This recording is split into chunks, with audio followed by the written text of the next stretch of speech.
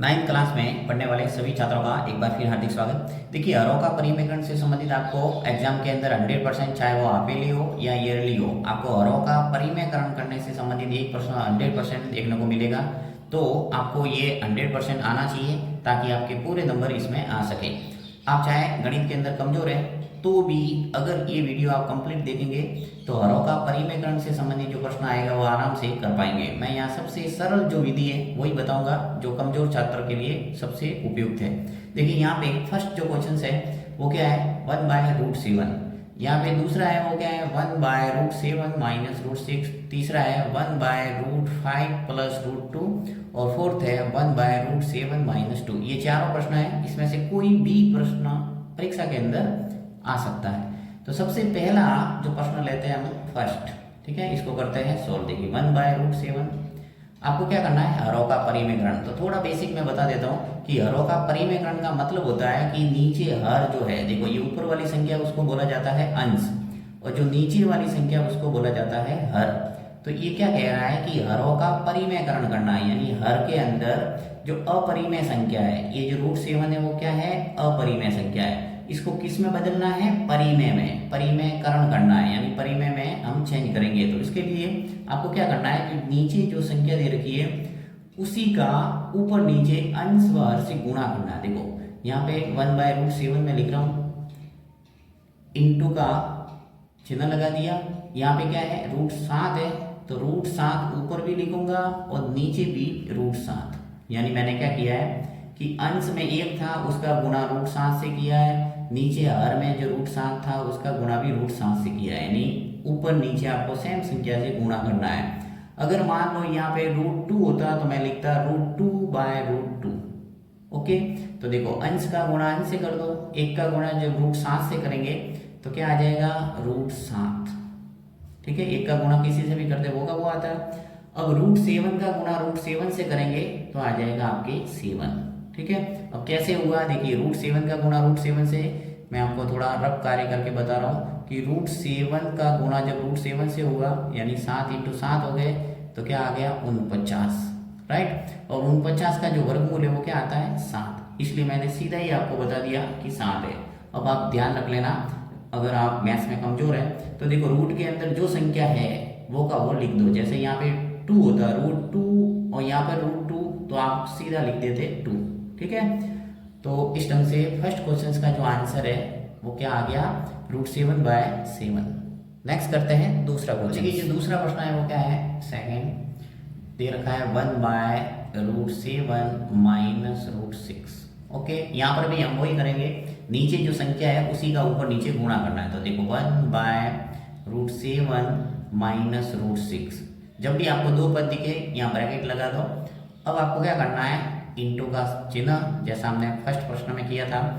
अब आपको ऊपर नीचे गुणा करना है इसी से, परंतु एक बात का ध्यान रखना है कि जब यहाँ पे माइनस दिखता है तो आपको प्लस लेना है। यहाँ अगर यहाँ प्लस है तो आपको माइनस लेना है। देखो कैसे, यहाँ पे √7 प्लस √6 का गुणा करूंगा तो √7 प्लस √6, नीचे भी वो का वो √7 प्लस √6। ओके, अब देखो सिर्फ आपने क्या किया है, √7 ऐसा कैसा लिखा है, √6 ऐसा कैसा लिखा है, यहाँ माइनस है इसलिए प्लस प्लस से गुणा कर दिया। अब अंश का गुणा अंश से, हर का गुणा हर से, यहाँ पर भी वही। तो एक का गुणा जब इससे करेंगे तो वो कब आएगा, यानी √7 प्लस √6। ठीक है, इसमें कोई चेंज नहीं। नीचे देखिए ब्रैकेट के अंदर यहाँ पे √7 माइनस √6 है, यहाँ है √7 प्लस √6। एक बार माइनस में है एक बार प्लस में है, तो आपके एक फॉर्मूला लगेगा a प्लस बी और a माइनस बी वाला क्या होता है, a² माइनस b²। तो यहाँ सीधा ही कर दूंगा मैं, √7 का स्क्वायर माइनस √6 का स्क्वायर।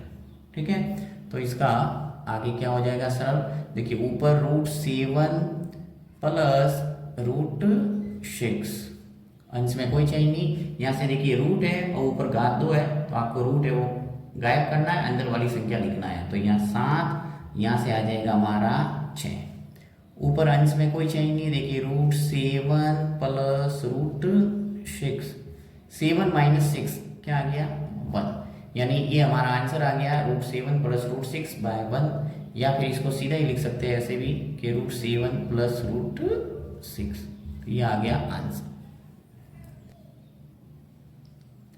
चलिए नेक्स्ट करते हैं तीसरा। इसके अंदर देखिए माइनस था और इसमें प्लस है, तो आपको माइनस वाला भी समझ में आ जाएगा। जल्दी से मैं करके बता देता हूँ। देखिए 1/√5 प्लस √2 है, ठीक। अब यहाँ पे तीसरा जो प्रश्न है इसके अंदर प्लस है, तो क्या करूँगा मैं, ब्रैकेट लगा के 1/√5 प्लस √2, ऊपर नीचे गुणा करना था, यहाँ पे प्लस है इसलिए माइनस वाले से हम गुणा कर देंगे, तो √5 माइनस √2, नीचे भी वही √5 माइनस √2। संख्या में कोई चेंज नहीं करना है आपको, सिर्फ सिंबल है वो चेंज करना। देखो प्लस है तो माइनस माइनस ले लिया। अब अंश का गुणा अंश से, हर का गुणा हर से, यानी एक का गुणा जब इससे करेंगे तो क्या आएगा, √5 माइनस √2। अंश में कोई चेंज नहीं, वैसा का वैसा। अब हर के अंदर वही, एक बार प्लस में है एक बार माइनस में है, तो a² माइनस b² वाला फॉर्मूला, यानी √5 के ऊपर स्क्वायर आ जाएगा और √2 के ऊपर भी स्क्वायर आ जाएगा, राइट। यानी ये a है ये b है।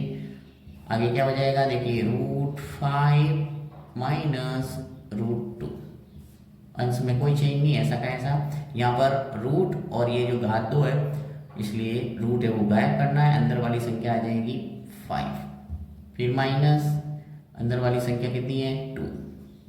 अब √5 माइनस √2 कोई चेंज नहीं, √5 माइनस √2, नीचे 5 माइनस 2 कितना आ गया 3। तो इस ढंग से हमारा जो आंसर है वो क्या आ गया, √5 माइनस √2/3। फोर्थ, इसके अंदर देखिए एक रूट वाली संख्या एक बिना रूट वाली है, तो 1/√7 माइनस 2। यहाँ पर भी तरीका वही है, 1/√7 माइनस 2, ब्रैकेट लगा दिया और गुणा कर दो। √7 देखो माइनस है यहाँ, तो मैं प्लस वाले से गुणा कर दूंगा, √7 प्लस √7 प्लस 2, ठीक है। अब देखो यहाँ पे अंश का गुणा अंश से होगा तो कोई चेंज नहीं, यहाँ √7 प्लस 2, यहाँ पे दोनों के ऊपर घात लग जाएगी, a² माइनस b², यानी √7 के ऊपर घात 2 और 2 के ऊपर भी घात 2। ओके, सरल कैसे हो जाएगा, देखिए आगे √7 प्लस 2 और नीचे √7 के ऊपर घात 2 है यानी 7 को लिखना है। रूट के ऊपर जब घात 2 है तो रूट है वो गायब हो जाएगा, क्योंकि रूट इंटू रूट क्या होता है आपके 7 × 7 49 हो जाएंगे। 49 का वर्गमूल क्या आता है 7, इसलिए मैं सीधा 7 लिख रहा हूँ। अब 2 के ऊपर घात 2 है, देखो यहाँ रूट नहीं है यानी 2 × 2 करना है, तो 2 × 2 कितने हो जाएंगे 4। अंश में आ जाएगा √7 प्लस 2 और 7 माइनस 4 कितना आ गया 3, तो आंसर आ गया हमारा √7 प्लस 2/3।